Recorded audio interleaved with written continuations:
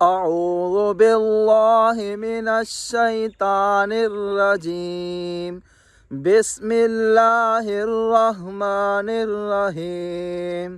اچھا جی، بہت سے لوگ تعوذ اور تسمیہ میں غلطیاں کرتے ہیں۔ کیا آپ بھی غلطیاں کرتے ہیں؟ تو یہ ویڈیو آپ کے لیے ہے، آپ نے لازمی اس کو مکمل دیکھنی ہے اور دوسرے لوگوں تک شیئر بھی لازمی کر دی ہیں، ٹھیک ہے؟ تو الحمدللہ کل ہم نے تجوید کے ساتھ ثنا سیکھی تھی، تو آج تعوذ اور تسمیہ تجوید کے ساتھ سیکھیں گے۔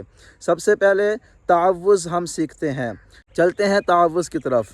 اعوذ باللہ، اب دیکھیں یہاں پہ سب سے پہلے حمزہ ہے، اس پہ زبر ہے۔ آپ نے ایک چیز ذہن میں رکھنی ہے، جس حرف پہ زبر ہو اس پہ آپ نے منہ کھول کے پڑھنا ہے، ٹھیک ہے؟ ٹھیک ہے؟ اور جس حرف پہ پیش ہو اس پہ آپ نے ہونٹ بالکل گول کر دینا، جس طرح آؤ۔ اب عین کے آگے واو مدہ ہے، تو عین کو ہم نے ایک الف کے برابر کھینچنا ہے، آؤ، ٹھیک ہے؟ آگے ذال ہے، اعوذ۔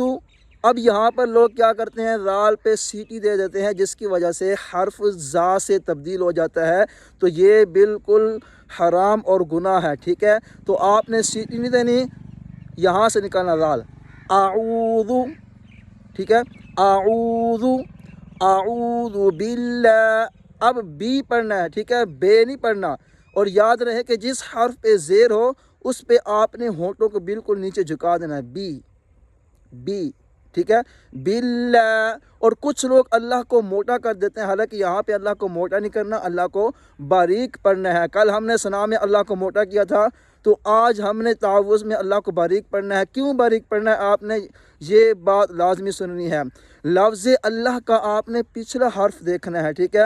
اگر وہ زبر والا یا پیش والا ہو تو آپ نے اللہ کو موٹا پڑھنا ہے، اگر زیر والا ہو تو اللہ کو آپ نے باریک پڑھنا ہے۔ اب یہاں پر دیکھیں باللہ، یہاں پہ اللہ کا جو پچھلا حرف ہے وہ با ہے اور اس کے نیچے زیر ہے، یعنی با کسرہ والی ہے، تو آپ نے یہاں اللہ کو باریک پڑھنا ہے، ٹھیک ہے؟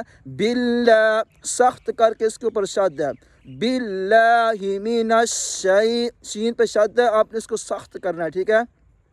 باللہ من الشیطان۔ اب یہاں پر کچھ لوگ غلطی کرتے ہیں، کیا کرتے ہیں، اس کو باریک پڑھ دیتے ہیں، اور باریک کرنے کے ساتھ ساتھ جناب آواز کو ناک میں لے جاتے ہیں۔ اور بھائی آواز کو ناک میں نہیں لے کے جانا، اور اس کو بالکل سیدھا پڑھنا ہے، موٹا کر کے باریک پڑھا تو یہ حرف تبدیل ہو جائے گا کس کے ساتھ؟ تا کے ساتھ، ٹھیک ہے؟ تو آپ نے پڑھنا ہے طان الرجیم، طان الرجیم۔ را کو بھی موٹا کرنا ہے، جب را پہ زبر ہو یا پیش ہو را کو موٹا کیا جاتا ہے، جب زیر ہو را کو باریک کیا جاتا ہے، ٹھیک ہے؟